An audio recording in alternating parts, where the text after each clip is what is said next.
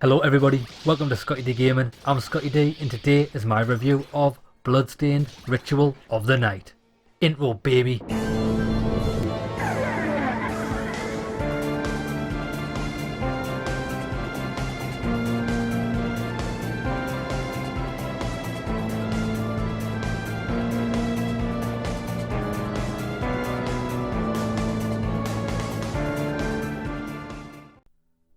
Bloodstained Ritual of the Night is a classic Castlevania style side-scrolling action platforming adventure that has been modernised with some nice 3D visuals.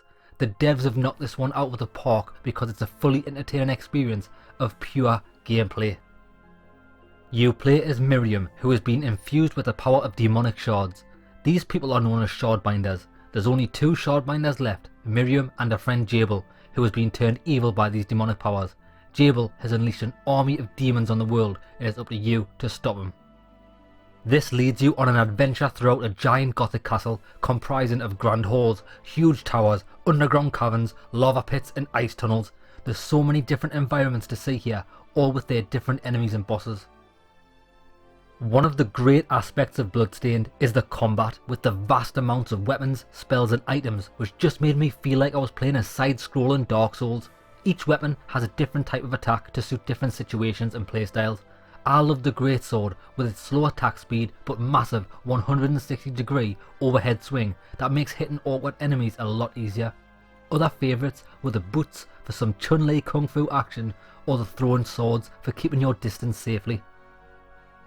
Then we have the spells. You're always finding new ones to play with because every enemy in the game has a unique spell that has a chance to drop after you defeat it.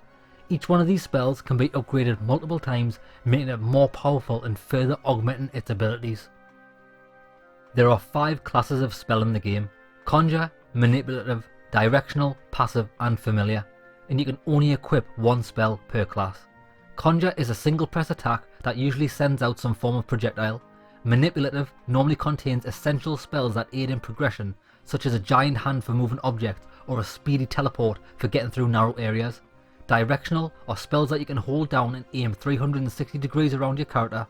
Passives contain a buff to a particular stat or weapon type, and finally, the Familiar is reserved for different types of permanent summons to follow and aid you in combat. You can simply have fun just testing out different weapons and spell combinations and seeing what works best together. The enemies are great in Bloodstained, from frogs to flying demons to possessed chairs, and they all have their weaknesses and patterns that you can learn. The Lion Swordsman, for example, has a horizontal slash that you can jump over to avoid, and also a forward dive that you can slide under if you want to avoid it, making the combat feel great when you play the skillful way. However, for the most part, you can just mash your way to victory, picking the strongest weapon and using hit and run tactics. This is not bashing the game in any way. I like how you can play it however you want, whether you want to use skill and pattern reading or just brute force. The regular enemies prepare you for the boss encounters, which will have multiple attack patterns to learn. There's a good mix of giant, impressive looking bosses and also regular sized human type bosses. Bigger ones generally have fixed patterns to learn and avoid, where the smaller ones feel kind of like fighting a human player with similar abilities as yourself. Every time I saw a boss door, I was excited to see what was on the other side. I played on normal difficulty and didn't have a problem with the bosses until the very end of the game. The last boss was the hardest for me, taking multiple attempts, forcing me to think about my strategy, whereas the other bosses, including the optional and secret ones, just had me pretty much brute forcing my way through. There are parts of the castle that are designed more for platforming rather than the combat, which I did enjoy, giving me a chance to get my Super Mario on. These sections aren't particularly frequent or challenging, but they are a nice addition to the combat. Bloodstained has a small crafting and upgrade system which allows you to craft your standard items such as weapons and armour, but there's also a food crafting mechanic which is a little different. You can make different types of foods, and for every unique food you eat for the first time, you get a permanent boost to certain stats, which is nice. However, I very rarely got to use the crafting system because the required materials are so rare that without grinding you never have enough. The upgrade system is mainly used for spells which can be leveled in 2 different ways. Rank is increased by using a crafting station, requiring certain components, and the grade is increased by finding more shards of the same type. Although grinding isn't necessary, Bloodstained definitely rewards those who like to grind and farm items, especially if you want the most powerful spells. The good thing is that through regular play, I could upgrade my spells a few times and found increasingly more powerful weapons and never felt held back. In my 19 hours of playtime, I uncovered 99% of the map and completed all secret areas. In this time, I did not grind at all, meaning that anyone who just wants to pick up and progress can do it without problem. The hardest part of Bloodstained for me was when I didn't know where to go. There are no hints or NPCs you can reliably go to for guidance. At best, you'll be given the vaguest of information, pretty much saying that the item you need is here somewhere. For the most part, this wasn't an issue, as you are given these key items by bosses which you can easily find by just exploring new areas. But there are two specific points in the game where this changes, and you need a particular item which is hidden in a dark corner and a spell that is randomly dropped by a regular enemy. I thought that this was some of the cheapest shit I have ever seen. Luckily for me, I had the spell shard drop when I was exploring and immediately realised what it was used for.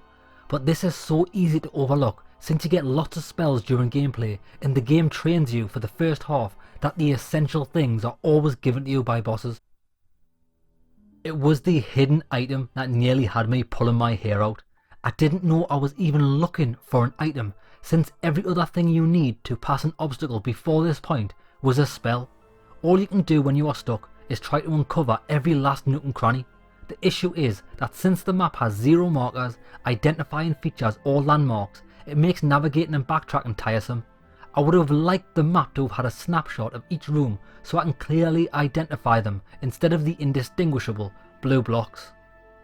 The last thing that frustrated me was the equipment shortcut menu. Early on you find the ability called shortcut, but zero explanation on how it works.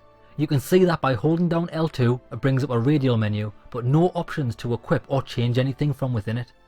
I went into the equipment screen to see if I had an option of assigning weapons directly to the menu, but no, so I just left it. I couldn't be arsed.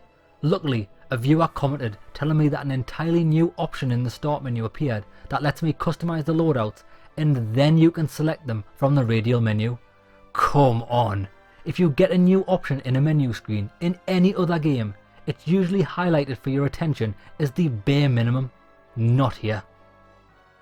Aside from the lack of guidance and explanations, I absolutely loved Bloodstained Ritual of the Night. It's fully entertaining with solid mechanics and gameplay throughout. I highly recommend it.